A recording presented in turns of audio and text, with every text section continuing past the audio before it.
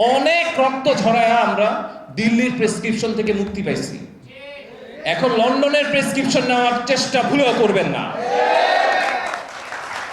আমাদের মাননীয় প্রধান উপদেষ্টা আর বিএনপির ভারপ্রাপ্ত চেয়ারম্যান তারেক রহমানের সাথে এই বৈঠকটার পর একটা সামনে সুস্থ গণতান্ত্রিক চর্চা হইতে পারে, এই আশাটা মানুষের কাছ থেকে উঠে যাওয়া উচিত।